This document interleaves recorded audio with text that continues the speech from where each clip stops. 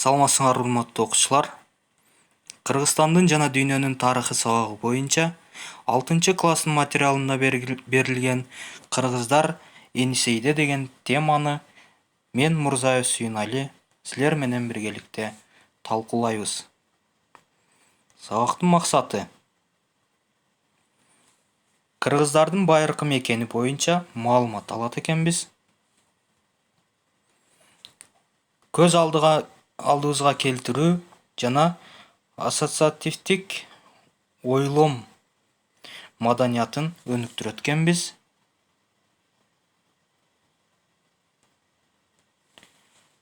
Кыргыздарга тиешелүү материалдык жана руханий баалуулуктардын кадырына жетип, аларды сактоо керектигин түшүнөт экенбиз. Енисей аймагынын географиялык чөйрөсү. Байыркы доордо кыргыздардын бир бөлүгү Енисейди мекендеген. Тарыхый маалыматтар боюнча кыргыздар Түштүк Сибирде Минусинск ойдуңунда Енисей дарыясынын ортоңку агымынын жээктеринде жана азыркы Тывадан Красноярск шаарына чейинки аймактарда жашаган. Енисей аймагы түндүк жагы түн токой болгон. Минусин аймагы батыш жагынан тоолор менен курчалган. Ал эми чыгыш жагынан ак мөңгүлүү тоолор курчаган. Енисей дарыясы дүйнөдөгү эң терең жана сууга мол дарыялардын бири. Жергиликтүү эл бул дарыяны Улук Кем, Улуу дарыя деп аташкан. Енисей дарыясы Чыгыш Саян тоосундагы Карабалык деп аталган көлдөн башталат. Сибирдин түштүгүндөгү Саян тоосунун мөңгүлөрүнөн куралган дарыя тоолорду, терең капчыгайларды, талааларды, токойлорду аралап агып, Түндүк Муз океанына барып куят. Енисей дарыясынын сол жээгинде түз талаалар созулуп жатат. Оң жээги бийигирээк келип, токойлуу бөксө тоолор жайгашкан. Енисейдин жүздөгөн куймалары бар. Ушундан улам дарыялардын куймалары жайгашкан жерди биздин ата-бабалар Миң суу деп аташкан. Бул аталыш орус тилинде Минусин деп аталып калган.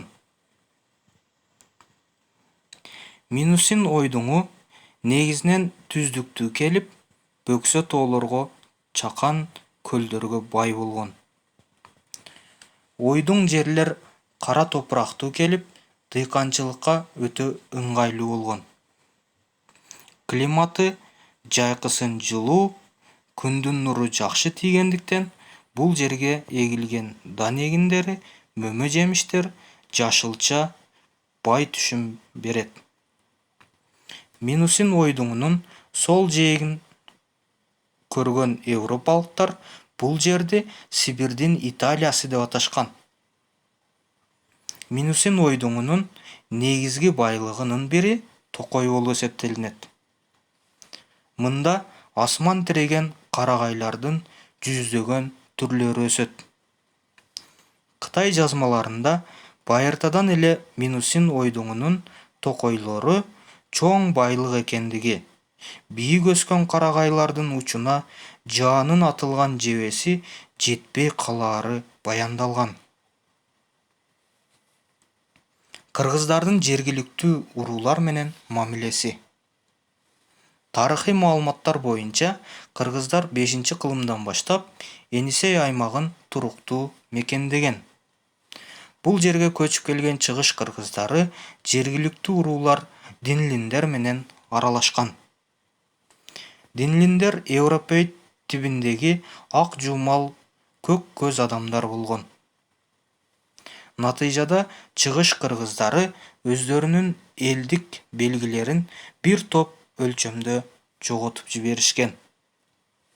Бирок жергиликтүү түрк тилдеринде сүйлөгөн уруулар угор, кет, самоед, динлиндер кыргыздарга толук баш ийген.